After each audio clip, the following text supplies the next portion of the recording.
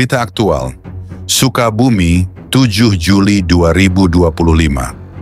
Sebuah villa milik warga bernama Ibu Nina, yang diketahui sering digunakan sebagai tempat retret dan kegiatan ibadah umat Kristen, mengalami perusakan massal oleh sekelompok warga di kawasan Desa Tangkil, Kecamatan Cidahu, Kabupaten Sukabumi. Peristiwa itu terjadi pada Jumat siang hari dan sempat terekam dalam beberapa video amatir warga yang beredar luas di media sosial.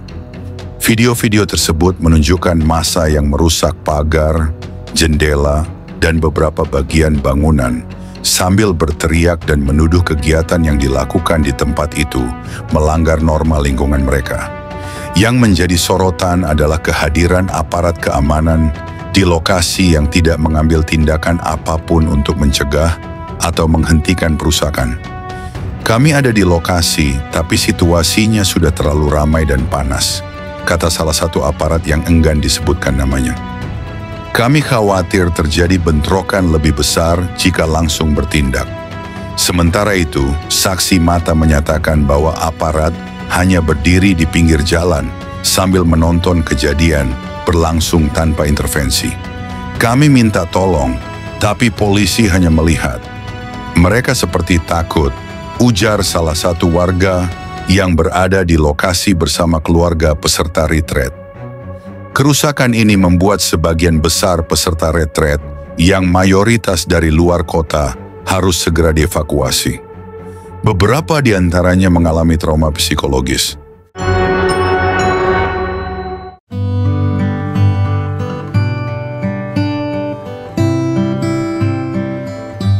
Shalom saudara-saudari terkasih dalam Kristus. Hari ini kita tidak sedang membahas sebuah dongeng. Kita sedang menyaksikan kebenaran yang dibungkam, keadilan yang dibekukan, dan hati nurani yang dikubur hidup-hidup. Sebuah villa di Sukabumi, tempat retret umat Tuhan, dihancurkan. Bukan oleh badai, bukan oleh gempa, tetapi oleh tangan-tangan manusia yang telah kehilangan rasa takut akan Tuhan.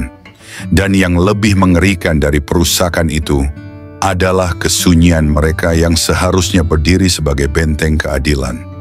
Aparat terdiam, penjaga hukum hanya menonton, mereka yang punya wewenang justru jadi penonton. Saudara, ini bukan sekadar berita lokal, ini adalah cermin rohani. Ini adalah panggilan dari langit yang menjerit. Mazmur 94 ayat 16-17. Siapakah yang bangkit membela aku terhadap orang-orang jahat? Siapakah yang berdiri bagiku melawan orang-orang yang melakukan kejahatan? Pertanyaannya tajam seperti pedang. Siapa yang akan berdiri membela rumah Tuhan yang diinjak-injak? Siapa yang akan bersuara ketika salib ditertawakan? Perhatikan baik-baik. Negeri ini tidak buta hukum, tapi telah kehilangan ketakutan akan Allah. Kita hidup di zaman ketika penegak hukum lebih takut pada massa daripada Tuhan. Para pemimpin lebih menjaga suara mayoritas daripada suara kebenaran. Ketika rumah ibadah dihancurkan, mereka berdalih. Bukan wewenang mereka. Mereka pikir diam itu netral, tapi diam di tengah kejahatan adalah keterlibatan. Sunyi di tengah penindasan adalah pengkhianatan.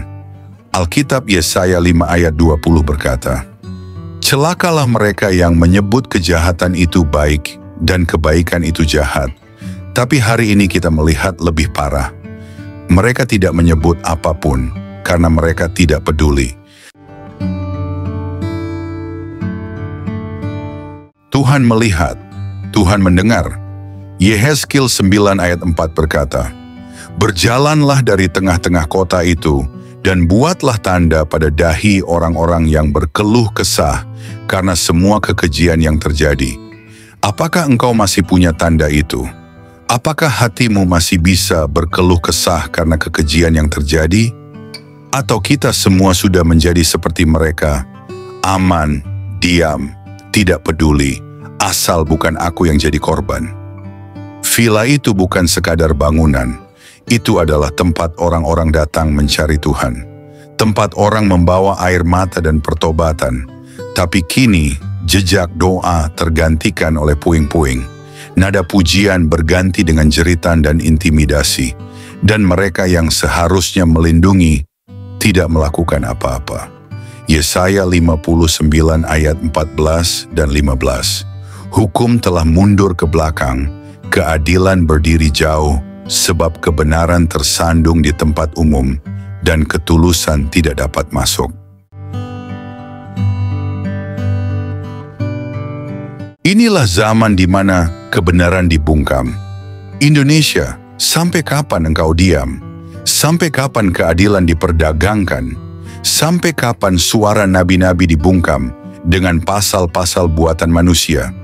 Yeremia 5 ayat 31 berkata, para nabi bernubuat palsu, para imam memerintah menurut kehendak mereka sendiri, dan umatku menyukainya demikian. Tetapi apakah yang akan kamu perbuat apabila kesudahannya tiba? Pertanyaan ini berdengung di udara seperti palu godam surga.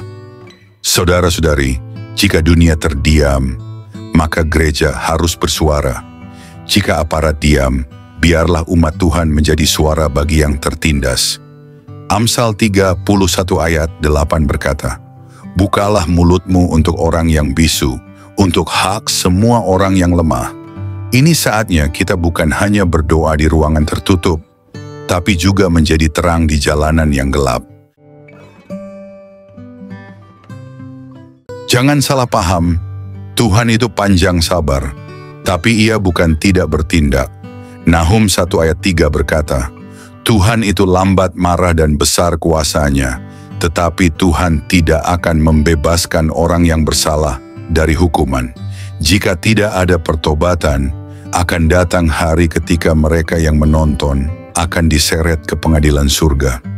Dan ketika itu tiba, tidak ada lagi tempat sembunyi. Saudaraku, jangan menjadi penonton. Jangan jadi aparat yang diam dalam hatimu. Jangan jadi orang Kristen yang netral saat rumah Tuhan diinjak. Karena ketika kebenaran dibungkam, Tuhan sendiri yang akan turun. Yesaya 63 ayat 5 berkata, Aku melayangkan pandanganku, tetapi tidak ada seorang pun yang membantu. Aku heran, tetapi tidak ada yang membantu. Maka tanganku sendiri memberi aku pertolongan. Apakah Tuhan harus turun tangan karena tidak ada satupun yang mau berdiri? Hari ini Tuhan tidak sedang mencari penonton. Dia sedang mencari mereka yang berani berdiri. Untuk keadilan, untuk rumah Tuhan, untuk kebenaran yang diinjak-injak. Karena jika kita diam, batu-batu pun akan berseru. Tapi jika kita berseru, surga akan bergerak. Tahukah saudara bahwa Tuhan sedang menangis di reruntuhan itu? Tuhan Yesus tidak duduk pasif di takhtanya. Ia berjalan di antara reruntuhan. Ia menangis bersama umatnya. Ia memeluk para korban yang tak mendapat pembelaan. Lukas 19 ayat 41 dan 42 berkata, Dan ketika Yesus telah dekat dan melihat kota itu, ia menangisinya. Yesus menangisi Yerusalem karena mereka tidak tahu saat Tuhan melawat. Hari ini, Yesus menangisi bangsa ini karena mereka tidak tahu bahwa mereka sedang menyakiti tubuh Kristus sendiri. Di manakah gereja saat ini terjadi? Di mana para gembala? Di mana para nabi? Mengapa banyak yang sibuk membangun gereja megah, tapi tak satu pun turun ke puing-puing tempat umatnya diserang? Yehezkiel 34 ayat 4 berkata, Yang lemah tidak kamu kuatkan, yang sakit tidak kamu obati, yang luka tidak kamu balut. Gereja yang hanya peduli pada kenyamanan akan diludahkan keluar dari mulut Tuhan.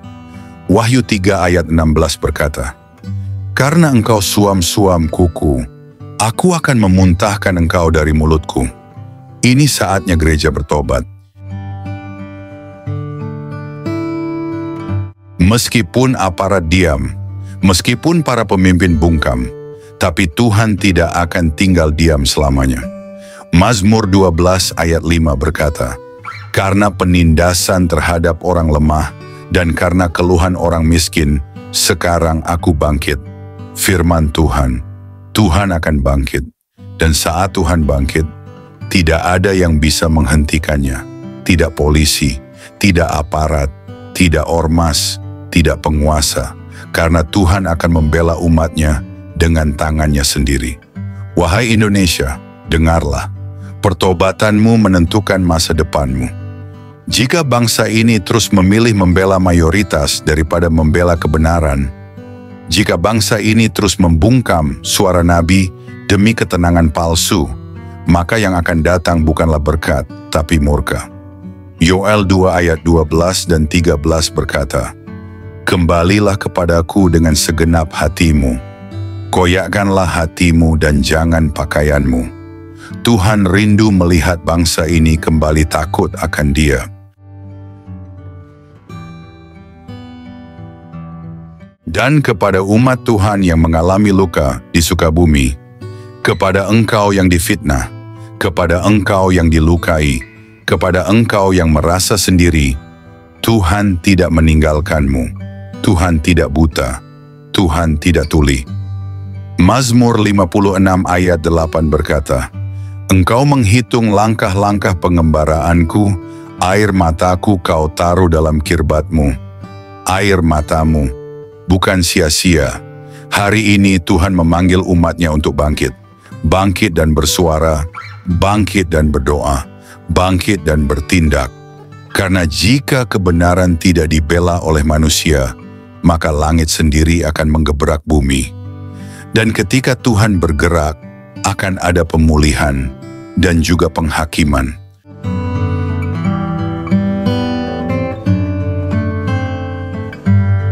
Shalom saudara-saudari terkasih, selamat datang kembali di Renungan Malam God's Voice.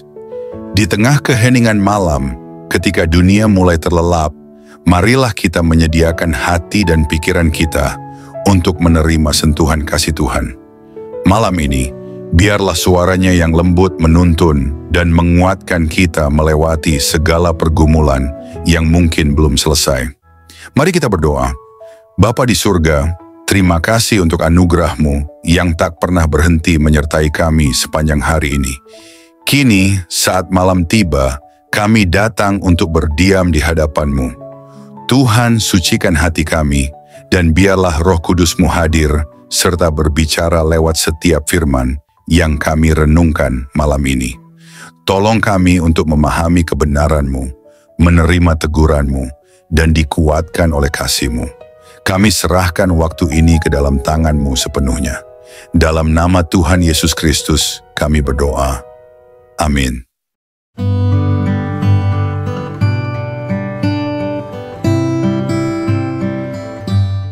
Saudara-saudari terkasih, hari ini bukan hanya soal villa yang hancur, bukan hanya soal puing-puing bangunan retret, tapi ini soal suara gereja yang dibungkam. Ini soal kebenaran yang diinjak-injak tanpa perlawanan. Kita tidak sedang berbicara tentang satu insiden. Kita sedang berbicara tentang suatu penyakit rohani nasional yang mematikan. Penyakit ketidakpedulian, penyakit netralitas, penyakit takut terhadap manusia, tapi tidak takut akan Tuhan. Dan Tuhan sedang berteriak dari langit, bukan hanya kepada para penindas, tapi kepada kita semua yang diam saat kebenaran dibunuh perlahan. Ibrani 10 ayat 30 dan 31. Sebab kita mengenal Dia yang berkata, "Pembalasan itu adalah hakku, akulah yang akan menuntut pembalasan." Dan lagi, Tuhan akan menghakimi umatnya. Ngeri benar kalau jatuh ke dalam tangan Allah yang hidup. Jangan menunggu Tuhan membela karena kita tidak mau bergerak. Jangan menunggu penghakiman turun, baru kita menyesal.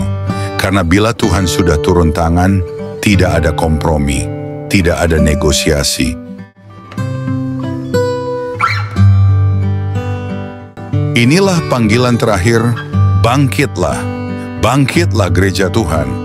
Bangkitlah umat yang sudah terlalu lama diam. Bangkitlah para nabi yang dipaksa membisu oleh tekanan sosial. Bangkit dan berserulah. Jangan biarkan suara kebenaran dikubur oleh intimidasi. Yesaya 58 ayat 1 berkata, "Berserulah kuat-kuat, jangan tahan-tahan. Nyaringkanlah suaramu bagaikan sangkakala." Inilah saatnya trompet rohani dibunyikan. Kita tidak bisa lagi netral, kita tidak bisa lagi diam, karena diam di tengah ketidakadilan adalah bentuk kejahatan itu sendiri, janji dan peringatan Tuhan. Di ujung zaman, jika kita berdiri bersama kebenaran, Tuhan akan berdiri bersama kita. 2 Tawarikh 16 ayat 9 berkata, "Karena mata Tuhan menjelajah seluruh bumi untuk melimpahkan kekuatannya kepada mereka yang bersungguh hati terhadap Dia." Tapi jika kita memilih aman, diam, netral, menonton dari kejauhan, maka penghakiman akan dimulai dari rumah Tuhan sendiri. 1 Petrus 4 ayat 17 berkata, "Karena sekarang waktunya penghakiman dimulai, dan itu dimulai dari rumah Allah sendiri." Hari ini Tuhan berkata kepada umatnya, "Jika aparat terdiam, aku tidak akan tinggal diam. Jika pemimpin gagal melindungi, aku sendiri yang akan turun.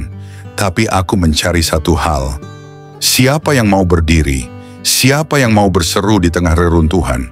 Saudara-saudari, jangan jadi penonton di zaman peperangan rohani. Jadilah suara di tengah kebisuan. Jadilah terang di tengah reruntuhan. Karena saat Tuhan bergerak, akan ada pemulihan bagi yang berdiri, dan juga penghakiman bagi yang memilih diam. Sukabumi mungkin tampak tenang hari ini, tapi suara reruntuhan itu belum berhenti bergema. Tangisan yang tidak direkam kamera masih terdengar di hadapan Tuhan, dan luka yang tak tertangkap oleh berita masih mengalir di dalam jiwa-jiwa yang trauma. Sebuah villa, tempat retreat, tempat ibadah, tempat mencari damai, hancur bukan oleh bencana alam, melainkan oleh bencana moral. Dan yang membuat perih itu berubah menjadi ngeri adalah bukan hanya karena kekerasan itu terjadi, tetapi karena kekerasan itu disaksikan, dibenarkan, dan didiamkan. Kehadiran aparat yang seharusnya menjadi tameng bagi rakyat justru menjadi penonton dalam drama kelam perusakan ini. Bukan tidak ada mereka di lokasi, mereka ada, tapi tidak hadir secara moral. "Kami khawatir terjadi bentrokan lebih besar jika langsung bertindak," kata seorang aparat. Tapi bukankah ketakutan itu justru menunjukkan ketidakberdayaan hukum di hadapan tekanan sosial? Ketika aparat memilih diam demi kenyamanan, maka korban harus membayar harga dengan luka dan air mata. Dan lebih dari itu, kepercayaan masyarakat terhadap hukum ikut hancur bersama dengan tembok villa itu. Villa itu kini tinggal puing, tapi yang lebih berat adalah ketakutan baru yang menyebar. Banyak umat kini mulai bertanya, apakah kami aman untuk beribadah di tempat kami sendiri? Apakah negara mampu melindungi kami saat iman kami diganggu? Apakah minoritas hanya bisa berdoa dalam sunyi tanpa harapan perlindungan? Pertanyaan-pertanyaan itu tidak bisa dijawab dengan klarifikasi atau jumpa pers. Mereka hanya bisa dijawab oleh keberanian untuk menegakkan hukum tanpa pilih kasih. Peristiwa ini bukan hanya tentang Ibu Nina, bukan hanya tentang satu villa di Sukabumi. Ini adalah cermin bagi bangsa, cermin tentang bagaimana kita memperlakukan yang berbeda, cermin tentang apakah hukum bisa berdiri tegak saat mayoritas menekan, cermin tentang apakah keadilan masih memiliki suara. Jika kita terus membiarkan aparat takut, hukum ragu, dan rakyat diam, maka kita sedang mempersilakan kekerasan menjadi budaya. Kepada para peserta retret yang harus dievakuasi dalam ketakutan, kepada keluarga-keluarga yang hanya ingin beribadah dalam damai, kepada Ibu Nina yang kehilangan rumah pelayanannya, Air matamu tidak sia-sia, Tuhan melihat. Dan masyarakat juga mulai membuka mata. Karena dari reruntuhan seringkali lahir perlawanan. Dari ketakutan seringkali lahir keberanian. Dari diamnya aparat bisa lahir gelombang kesadaran. Pertanyaan terakhir, akankah kita diam lagi? Peristiwa ini tidak berhenti di berita, harus menjadi batu loncatan bagi perubahan, bagi evaluasi, bagi pertobatan, bagi kebangkitan moral bangsa. Dan pertanyaan itu kini bergulir ke pundak kita semua. Apakah kita akan menjadi generasi yang memilih aman daripada benar? Atau kita akan berdiri meski sendiri demi mereka yang disakiti? Karena jika suara kita diam, maka luka-luka seperti di Sukabumi akan terus terjadi. Dan suatu hari, mungkin bukan villa yang dirusak, tapi nurani kita sendiri. Sukabumi sedang bicara kepada Indonesia, dan langit sedang mencatat siapa yang berdiri dan siapa yang memilih menonton.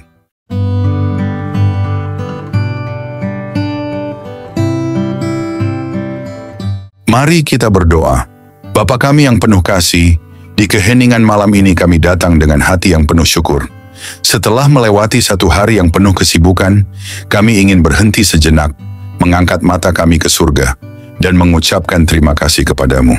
Terima kasih Tuhan untuk nafas kehidupan yang Engkau berikan sejak fajar menyingsing. Terima kasih untuk setiap langkah yang dapat kami jalani, untuk setiap tugas yang dapat kami selesaikan, dan untuk setiap perjumpaan yang Kau izinkan terjadi hari ini.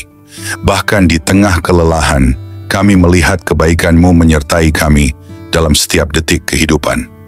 Di malam yang hening ini, kami datang kepadamu dengan hati yang terbuka dan jiwa yang haus akan hadirat-Mu. Setelah mendengar firman-Mu yang hidup, kami terdiam dalam kekaguman. Betapa besarnya kasih-Mu, betapa dalamnya belas kasihan-Mu yang tak berkesudahan. Tuhan, malam ini kami menyerahkan seluruh isi hati kami di hadapan tahta-Mu. Segala beban yang kami pikul, segala luka yang tersembunyi, setiap dosa yang begitu sering kami abaikan, kami letakkan semuanya di kaki-Mu. Ajari kami untuk tidak lagi berpaling. Ajari kami untuk mencintai-Mu dengan segenap hati, segenap jiwa, segenap akal budi kami. Tuhan, malam ini kami tidak ingin hanya menjadi pendengar. Biarlah firman-Mu mengakar dalam hidup kami, menembus kerasnya hati kami, membangkitkan jiwa kami yang lesu, dan membakar roh kami dengan api dari surga. Jika ada jalan dalam hidup kami yang bengkok, luruskanlah Tuhan. Jika ada bagian hati kami yang beku, cairkanlah dengan kasih-Mu. Jika ada keputusan yang salah, tuntunlah kami kembali ke jalan kebenaran. Ya Tuhan, dalam keheningan malam ini, kami rindu berpisik di hadapan-Mu. Ambillah seluruh hidup kami, bentuklah kami seturut gambar-Mu. Jadikan hidup kami alat bagi kemuliaan-Mu, bukan untuk ambisi kami sendiri. Ajari kami menghitung hari-hari kami, supaya kami beroleh hati yang bijaksana. Ajari kami untuk hidup dengan kesadaran bahwa waktu ini singkat dan kekekalan itu nyata. Tuhan, dalam gelapnya dunia ini, nyalakanlah terang-Mu dalam hidup kami. Jadikan kami pelita yang tidak padam, saksi yang tidak malu memberitakan nama-Mu. Ketika dunia menawarkan godaan, kuatkan hati kami untuk tetap setia. Ketika badai datang, peluklah kami dengan damai-Mu yang melampaui segala akal. Ketika tubuh ini lemah, jadilah kekuatan kami. Ketika jiwa ini letih, jadilah penghibur kami. Bapa, kami tahu tanpa Engkau, kami tidak mampu. Tanpa kasih-Mu, kami kosong. Tanpa Roh-Mu, kami kering dan mati. Oleh sebab itu, malam ini kami berseru, jangan pernah tinggalkan kami Tuhan. Jangan biarkan kami berjalan setapak pun tanpa penyertaan-Mu. Sebab satu hari di pelataran-Mu lebih baik daripada 1000 hari di tempat lain. Tuhan, mungkin ada banyak hal yang belum sempurna, banyak rencana yang belum tercapai, tetapi malam ini kami memilih untuk bersyukur. Karena kami tahu, tangan-Mu tetap bekerja, bahkan saat kami tidak melihatnya. Kami percaya segala sesuatu yang terjadi hari ini ada dalam kendali-Mu yang penuh kasih. Terima kasih untuk kekuatan saat kami merasa lemah. Terima kasih untuk penghiburan saat kami hampir menyerah. Terima kasih untuk damai-Mu yang melingkupi hati kami, bahkan di tengah kekacauan. Segala sesuatu yang kami alami hari ini, suka maupun duka, adalah bagian dari rencana-Mu yang indah. Ajari kami untuk melihat bahwa setiap momen dalam hidup kami adalah anugerah. Ajari kami untuk selalu ingat bahwa tanpa-Mu kami tidak bisa berbuat apa-apa. Bapa yang setia, ajari kami untuk tetap rendah hati, untuk tetap bergantung pada-Mu dalam segala hal. Ajari kami untuk tidak sombong atas keberhasilan dan tidak putus asa dalam kegagalan. Kini saat malam melingkupi kami, biarlah hadirat-Mu menjadi naungan kami. Berikanlah tidur yang penuh damai dan bangunkan kami esok hari dengan semangat baru untuk hidup hanya bagi-Mu. Hingga hari itu tiba, saat kami bertemu muka dengan-Mu dalam kemuliaan kekal, biarlah setiap hari hidup kami menjadi nyanyian pujian yang harum di hadapan tahta-Mu. Dalam nama Yesus Kristus, Tuhan dan Juru Selamat kami yang hidup, kami menutup hari ini dengan penuh syukur dan pengharapan. Amin. Saudara-saudari terkasih, sebelum kita menutup hari ini, mari kita datang dengan kerendahan hati di hadapan Tuhan. Kita mengangkat suara, mengangkat hati, dan dengan penuh iman, kita berdoa sebagaimana Tuhan Yesus sendiri mengajarkan kita. Mari kita ucapkan bersama, doa Bapa kami. Bapa kami yang di sorga, dikuduskanlah nama-Mu, datanglah kerajaan-Mu, jadilah kehendak-Mu di bumi, seperti di sorga. Berikanlah kami pada hari ini makanan kami yang secukupnya, dan ampunilah kami akan kesalahan kami, seperti kami juga mengampuni orang yang bersalah kepada kami. Dan janganlah membawa kami ke dalam pencobaan, tetapi lepaskanlah kami daripada yang jahat. Karena Engkaulah yang mempunyai kerajaan, dan kuasa, dan kemuliaan sampai selama-lamanya. Tuhan memberkati engkau dan melindungi engkau. Tuhan menyinari engkau dengan wajah-Nya, dan memberi engkau kasih karunia. Tuhan menghadapkan wajah-Nya kepadamu, dan memberi engkau damai sejahtera. Amin.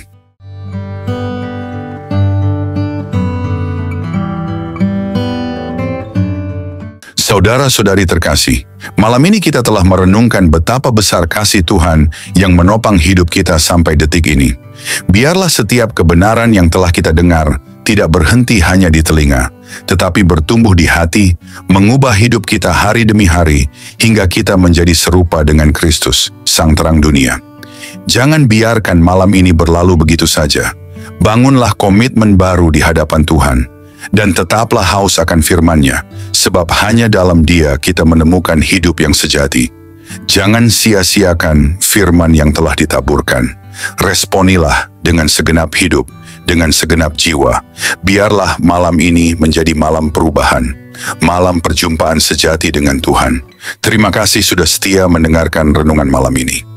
Jika renungan ini memberkati, jangan lupa untuk like, subscribe, dan bagikan kepada lebih banyak jiwa yang membutuhkan sentuhan kasih Tuhan. Karena melalui satu langkah kecil dari saudara, Tuhan dapat menjangkau ribuan jiwa yang haus akan keselamatan. Tuhan Yesus menyertai, memberkati, dan meneguhkan setiap langkah kita, sampai pada saat kita berjumpa muka dengannya. Mari kita bersama-sama menjadi alat untuk memperluas kerajaan-Nya di bumi. Tuhan Yesus memberkati dan selamat beristirahat di dalam damai sejahtera-Nya.